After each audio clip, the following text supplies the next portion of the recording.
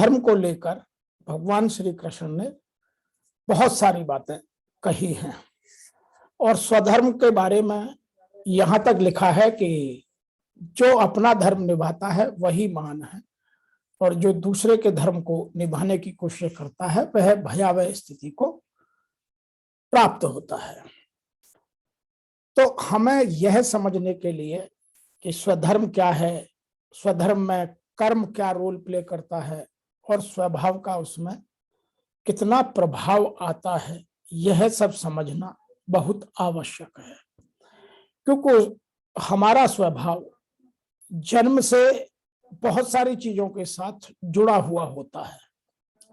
स्वभाव में हिंदू माइथोलॉजी के अनुसार आपका प्रारब्ध और आपके संचित कर्मों का फल का प्रभाव पूर्णतः स्पष्ट रूप से इंगित किया गया है। अतः हमारा जन्म कहाँ होगा, किन परिस्थितियों में होगा, किस तरह का हमारा स्वभाव होगा, ये सब चीजें उस पर निर्भर करती हैं। और गीता में भगवान श्री कृष्ण ने पूरा एक अध्याय जिसमें हमारे गुणों का, हमारी प्रकृति का, तमोगुण, रजोगुण और सतोगुण तीनों को स्पष्टतः समझाया है। आज इसी क्रम में हम बात करेंगे और समझेंगे स्वभाव और स्वधर्म में क्या समानताएं हैं और वो कैसे एक दूसरे को प्रभावित करते हैं और हमारा सही स्वधर्म हमें कहाँ ले जाता है। तो सबसे पहले बात करते हैं स्वभाव। स्वभाव मीन्स द मैटेरियल नेचर। हमारी जो स्वभाव है, हमारी जो प्रकृति है, हमारी जो प्रवृत्ति है, वह क्या है। We have acquired so many material nature. भगवान ने प्रत्येक व्यक्ति में 3 तरह के स्वभाव करके भेजे हैं, सतोगुण, रजोगुण और तमोगुण। हम किसको कितना पोषित करते हैं, किसको कितना आगे बढ़ाते हैं, यह इस बात पर निर्भर करता है और उनके आधार पर ही हम अपना स्वधर्म निभा पाते हैं। यदि मैं सतोगुण हूं तो मेरा स्वधर्म निभाने की प्रवृत्ति बहुत अधिक होगी। यदि मैं रजोगुण में हूं तो मैं मध्य का रास्ता, बीच का रास्ता अपनाकर बीच में चलूंगा।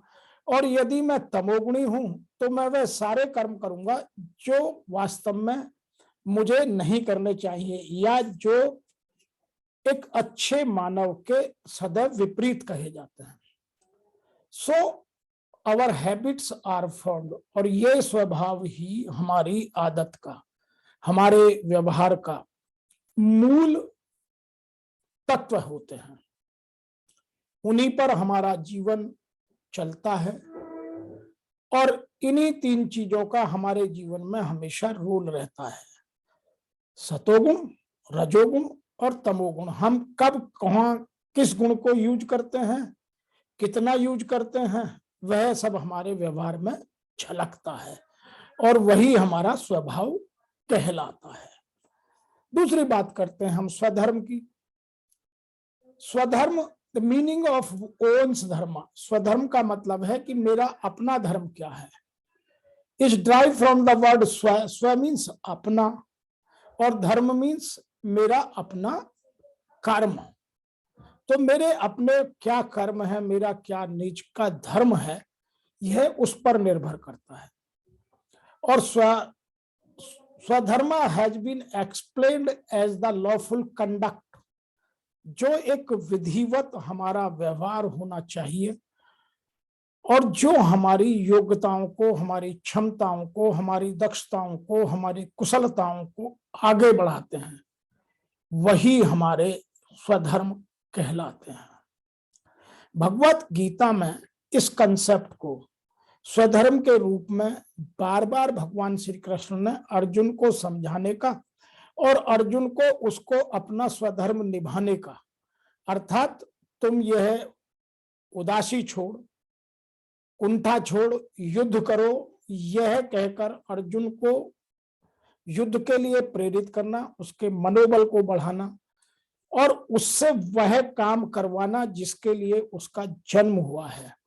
यह स्वधर्म का पाठ भगवान श्री कृष्ण ने अर्जुन को पढ़ाया है और जो गीता में बहुत महत्वपूर्ण हमारे लिए शिक्षा देता है। The concept of Swadharma as defined, explained in Srimad Bhagavad Gita is the apt way to answer the question. यह एक प्रश्न का उत्तर देने के लिए है। Swadharma is the term which elucidates the relationship of individuals, किसी एक व्यक्तिगत संबंधों की, उसके व्यक्तित्व की, व्यक्तिवादी व्यक्तित्व की और उसके काम करने के तरीकों के चुनाव को उसके स्वस्थ दिमाग से और एक अच्छी सोसाइटी के दिमाग से इंगित करता है। तो आइए इसको हम समझते हैं कि हमारे स्वभाव और स्वधर्म में क्या क्या चीजें कॉमन है और इन दोनों का कुछ उदाहरणों के साथ हम समझने की कोशिश करते हैं। फिर गीता की बात करेंगे, भगवान श्री कृष्ण ने कहां कहां हम सबको समझाने के लिए किन किन चीजों की व्याख्या की है। कुछ उदाहरण लेंगे, सबका एक साथ वर्णन करना संभव नहीं है, लेकिन कुछ प्रमुख उदाहरणों के साथ आपके साथ बात करेंगे। तो जो स्वधर्म के प्रमुख घटक हैं वो है, एक है टाइम, समय, स्पेन ऑफ पीरियड, क्या चल रहा है, हम किन समय से गुजर रहे हैं, वेदर कंडीशंस क्या हैं, यह है समय का महत्वपूर्ण घटक है। और इसमें बहुत सारे पहलू आते हैं, लेकिन ये दो पहलू बहुत इंपॉर्टेंट है।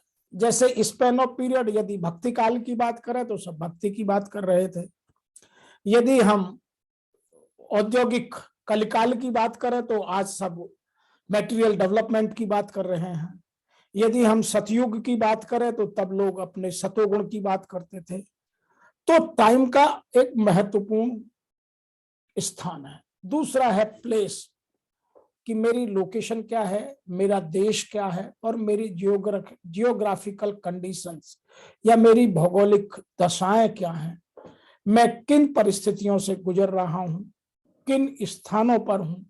जैसे मंदिर में हूं तो कुछ और होगा, मैं शमशान में हूं तो मेरा स्वधर्म कुछ और होगा, मैं युद्ध के मैदान में हूं तो मेरा स्वधर्म कुछ और होगा, यदि मैं कहीं पीसफुल एनवायरनमेंट में हूं तो मेरा स्वधर्म कुछ और होगा। तो यह एक प्रमुख प्लेस, एक स्थान, एक प्रमुख घटक है। नंबर 3 है सिचुएशन, परिस्थिति क्या है। परिस्थिति, देश में वातावरण पीसफुल है या वार का है, मैं सक्सेस की स्टेज में हूं या फेलियर हूं, मैं प्रेम में हूं या मैं घृणा की स्थिति में हूं, मेरा सोशल एनवायरनमेंट क्या है, मेरा फैमिली एनवायरनमेंट क्या है, यह सब सिचुएशन पर निर्भर करता है। और नंबर 4 पर जो बहुत प्रमुख है वो है पर्सन, व्यक्ति स्वयं। वो स्त्री भी हो सकता है, वो पुरुष भी हो सकता है, लिंग से इसका कोई संबंध नहीं है, लेकिन उम्र से, एज से, बचपन में मेरा स्वधर्म कुछ और होगा। जैसे बचपन में ब्रह्मचर्य का पालन करना और अच्छी शिक्षा ग्रहण करना, तो ये एक मेरा स्वधर्म होगा। लेकिन यदि मैं संन्यास वाली एज में, संन्यास आश्रम में पहुंच गया हूं तो तब मेरा स्वधर्म कुछ और होगा। मेरे रिलेशन, लोगों के संबंध जिसके साथ जैसे हैं, क्योंकि हमारे संबंध समाज में बहुत तरीके के हैं। मैं यदि व्यापारिक करूं तो मैं या तो कस्टमर हूं और या फिर मैं सप्लायर हूं।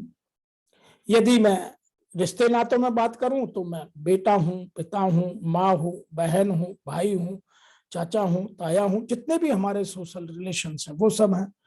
रिलीजन की बात करें तो मैं किस धर्म को मानने वाला हूं, क्योंकि धर्म के सबके अपने अपने बिलीव हैं, अपने अपने मिथ्स हैं। मैं हिंदू हूं तो हिंदुत्व की बात करूंगा, मुसलमान हूं तो मैं कुछ और बात करूंगा, यदि मैं क्रिश्चियन हूं तो मैं क्रिश्चियनिटी की बात करूंगा। तो जिसका जो धर्म है वह उसको स्वधर्म के साथ जोड़कर देखता है। एक नेचर ऑफ पर्सन, जो अभी हमने बात की थी कि उस व्यक्ति में सतोगुण का प्रभाव है या तमोगुण का प्रभाव है या रजोगुण का प्रभाव है, उसके जो पूर्व जन्म के फलों के अनुसार उसका जो स्वभाव है वो कैसा है।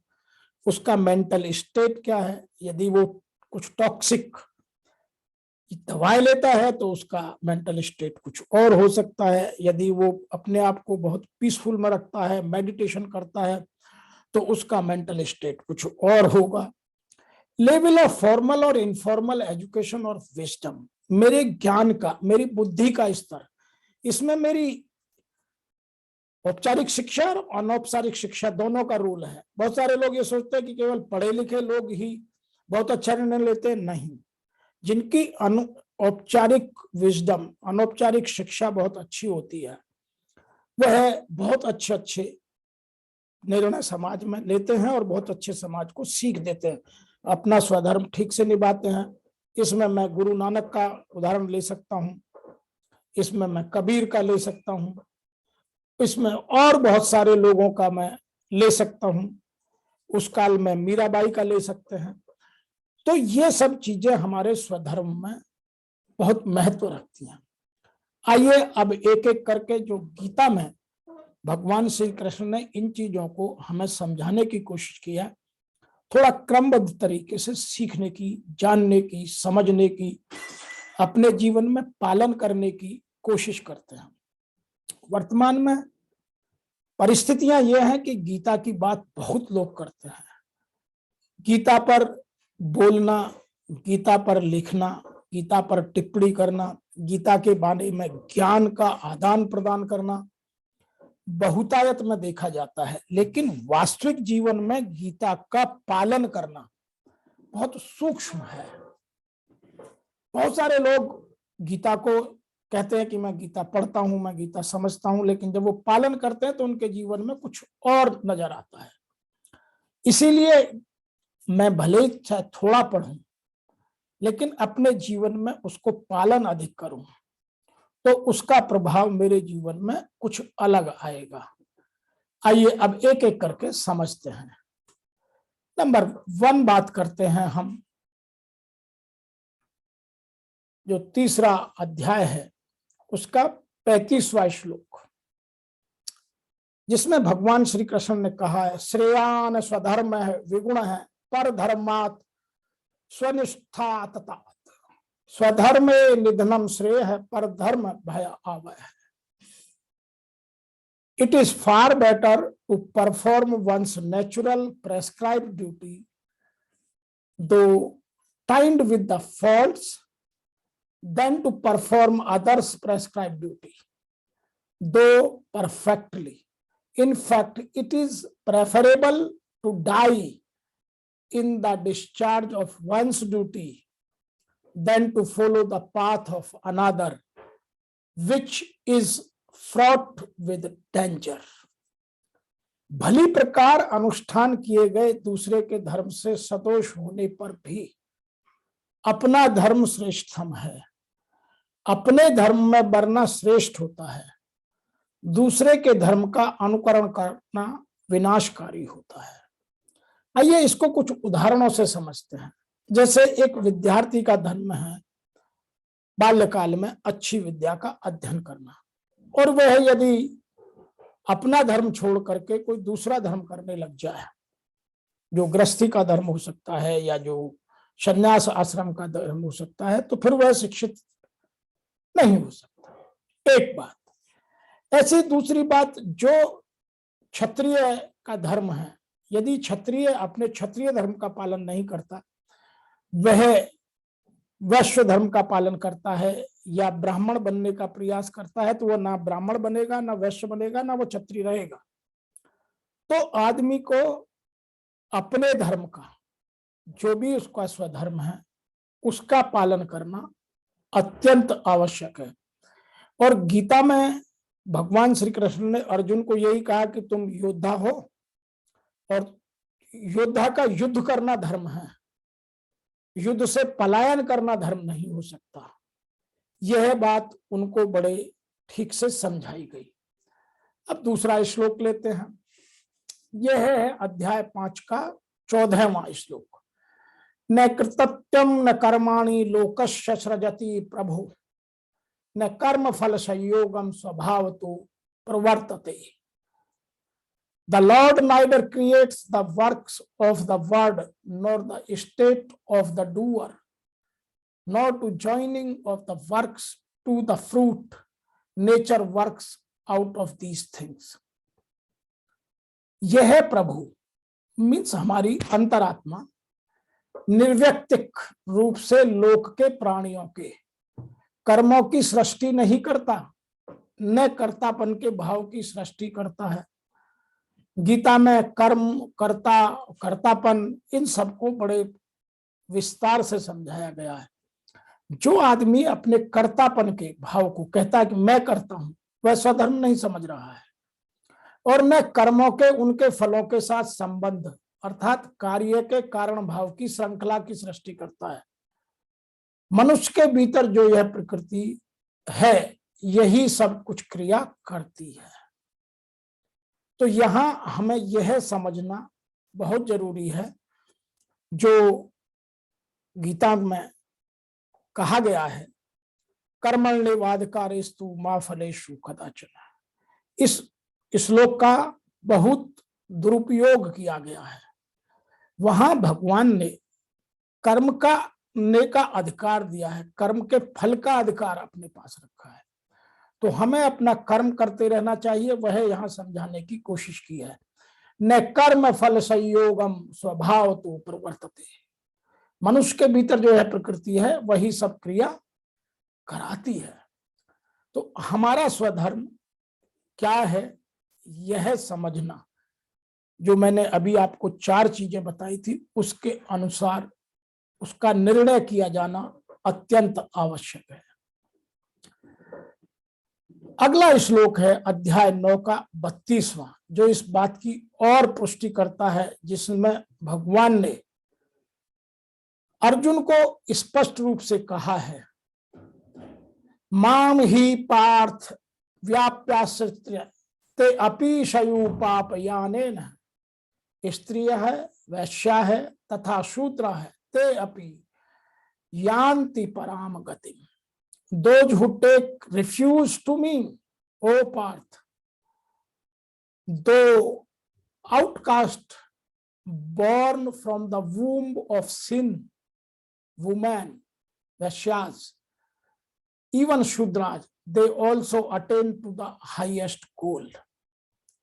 हे अर्जुन, स्त्रियां, वैश्या, शूद्र या कोई चांडाल भी क्यों ना हो, यदि वो मेरा आश्रय ग्रहण करके अपना स्वधर्म निभाते हैं तो वो परम गति को प्राप्त होते हैं, क्योंकि उनको वह कर्म किन्हीं विशेष परिस्थितियों में करने के लिए उनका जन्म किया गया है। तो यहां भगवान ने बार बार यह कोशिश की है कि यदि मैं अपना स्वधर्म करूंगा, मेरा कोई भी कर्म हो जो मेरे स्वधर्म से संबंधित मेरा कर्म है, यदि वह कर्म मैं पूरा कर रहा हूं तो मेरा स्वधर्म पूरा होगा और मैं भगवान के द्वारा परम गति को प्राप्त हो जाऊंगा। यह भगवान यहाँ हम सबको समझाने की कोशिश कर रहे हैं। तो हमें इन चीजों में नहीं पढ़ना चाहिए कि कौन वैश्या है, शूद्र है या किसी पापी के घर में जन्म हुआ है। इन चीजों का वास्तव में परम गति पर कोई प्रभाव नहीं पड़ता। प्रभाव पड़ता है कि मैंने अपने स्वधर्म का पालन किया या नहीं किया, और मेरा स्वभाव उसी क्रम में भगवान बनाकर भेजते हैं जिस तरह का मुझे स्वधर्म वो कराना चाहते हैं। आइए अगले श्लोक के साथ और गहराई से समझने की बात करते हैं। यह 18वें अध्याय का 42वां श्लोक है, जिसमें भगवान कहते हैं, समय दमः तपः शौचम क्षान्ति आर्जवम एवच ज्ञानम विज्ञानम अस्तिकयम ब्रह्म कर्म स्वभावजम। काम, self control, asceticism, purity, long sufferings, candor, knowledge, acceptance और spiritual truth are the work of Brahmins born of his स्वभाव। तो भगवान ने यहाँ जो ब्राह्मण है, जिसको सतोगुण का कर्म करना चाहिए, उनकी बात समझाने की कोशिश की है कि ब्राह्मण कौन हो सकता है और एक ब्राह्मण का क्या स्वधर्म है। शांत भाव, आत्मसंयम, तपस्या, मन और शरीर की पवित्रता, तितिक्षता, क्षमा, दया, करुणा, सरलता, व्यवहार ज्ञान, विज्ञान, आध्यात्मिक सत्य को स्वीकार करना और उसमें श्रद्धा और विश्वास, श्रद्धा और विश्वास दोनों को बनाए रखना ब्राह्मण के कर्म है और जो उसके स्वभाव से उत्पन्न होते हैं। तो यदि कोई कहे कि मैं ब्राह्मण हूं तो आप उसके स्वभाव से जान सकते हैं। यदि यह वह सब कर्म करता है, अपना स्वधर्म निभाता है, शांत भाव, आत्मसंयम, तपस्या, मन और शरीर की पवित्रता, तितिक्षता, क्षमा, करुणा, दया, सरलता, सरल व्यवहार, ज्ञान, विज्ञान, आध्यात्मिक सत्य को स्वीकार करना। आज आध्यात्मिकता खत्म होती जा रही है। आज हम आध्यात्मिकता की बात यदि करें तो आज हम आध्यात्मिक नहीं रह गए, दिखावा खूब करते हैं। आज मैं बहुत सारे ऐसे लोगों को जानता हूं जिनकी आध्यात्मिक वैल्यू, आध्यात्मिक मूल्य नगण्य है और वह समाज में दिखावा इतना करते हैं कि वो अपने आप को महान बनाने में, या समाज के कुछ लोग उन्हें महान बनाने पर तुले हुए हैं, लेकिन वे अपने स्वधर्म का पालन नहीं करते हैं।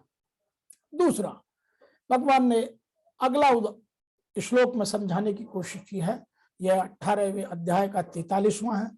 शौर्यम तेज धृति दाक्षयम युद्धे च अपि अपलायनम ध्यानेम ईश्वर भाव च क्षोत्रम कर्म स्वभावजम।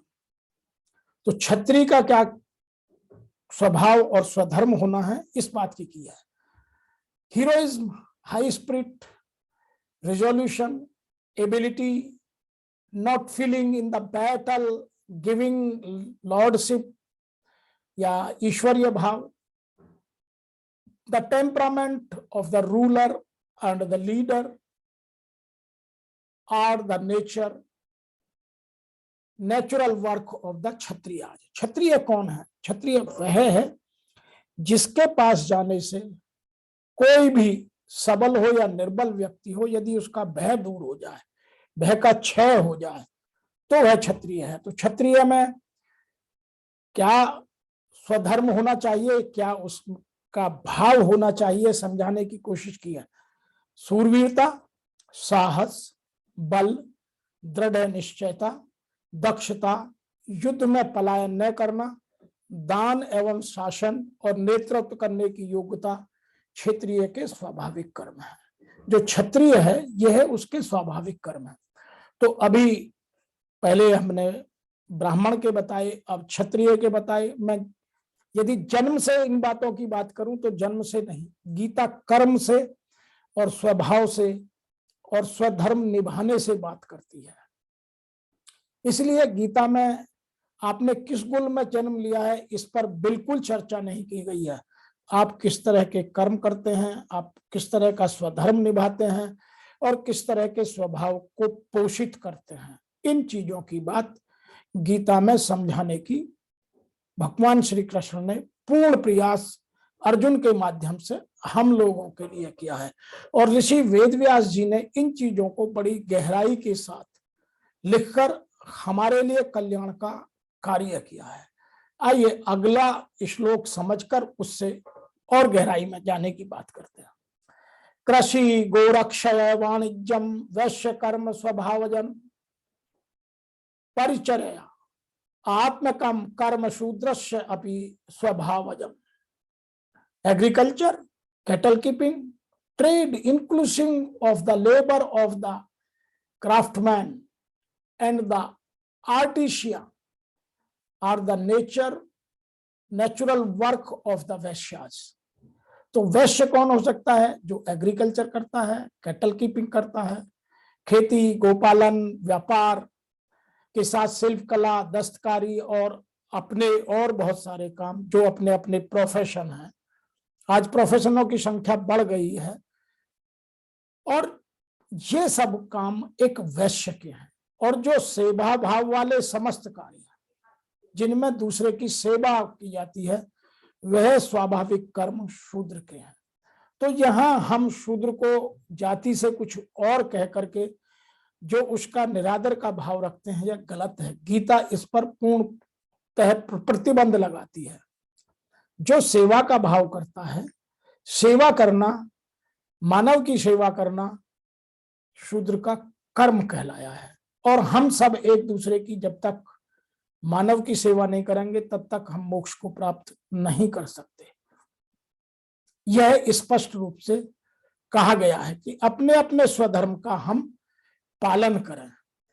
तो हम अपने स्वधर्म को समझें और अपने अपने स्वधर्म का हम पूर्णतः पालन करें।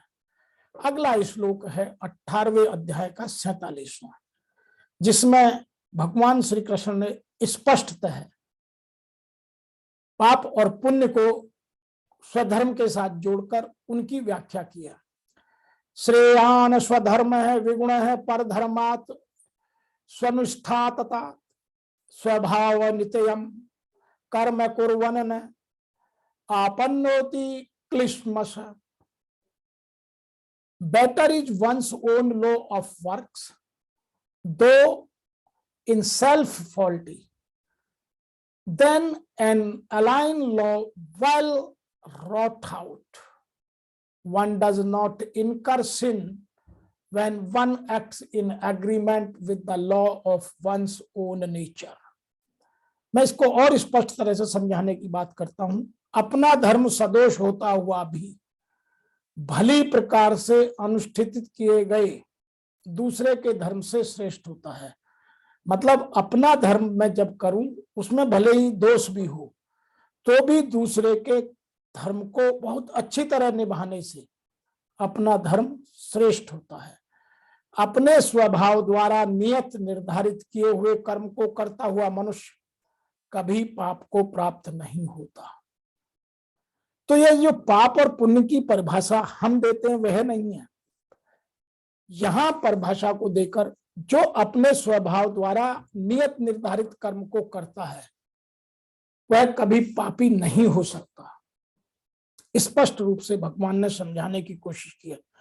तो हमें अपने अपने स्वधर्म को जानना पड़ेगा और अपने अपने स्वधर्म को समझना पड़ेगा। आज स्वधर्म का ह्रास बहुत तेजी से हो गया है।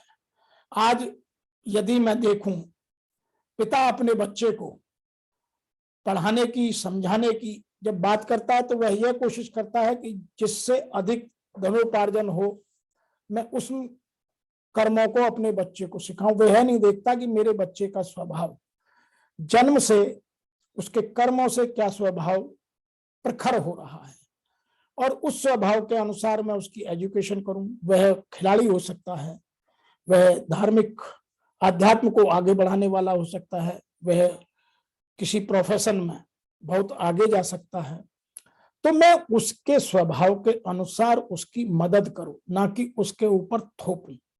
और आज यह बात बहुतायत में देखने को मिलती है।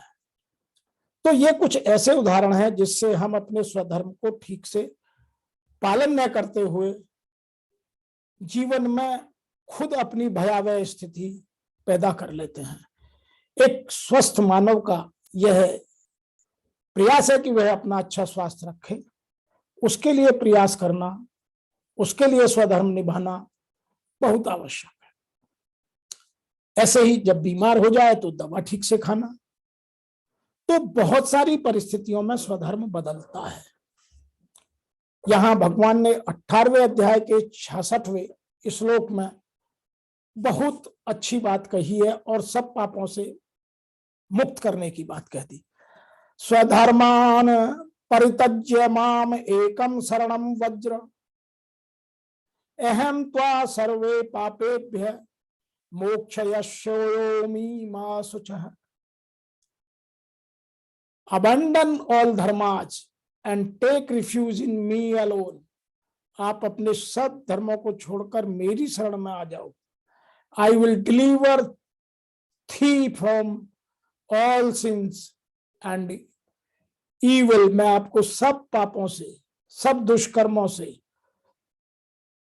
मुक्त करके डू नॉट ग्रीव, मैं कोई आप शोक ना करें, उनसे सब मुक्त हो गया है, मैं आपके सब पापों को दूर कर दूंगा।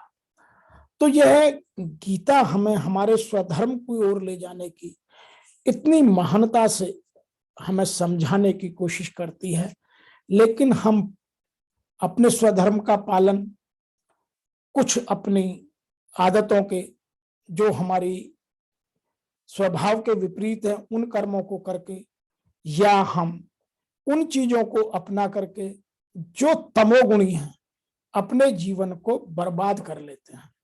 हमें तमोगुण से सतोगुण की यात्रा रजोगुण होते हुए करना बहुत आवश्यक है, और वही हमारे स्वधर्म की नींव है। यदि हम इन सब चीजों को समझकर अपने अपने स्वधर्म का पालन समय अनुसार, परिस्थिति अनुसार, कालखंड के अनुसार, व्यक्ति और परिस्थितियों के अनुसार करें, तो भगवान श्री कृष्ण सदैव हमारी मदद करते हैं, क्योंकि हमारे जो स्वभावजन्य कर्म हैं वही स्वधर्म है। तो आज इतना ही, फिर शीघ्र मिलेंगे आपके ज्ञानार्जन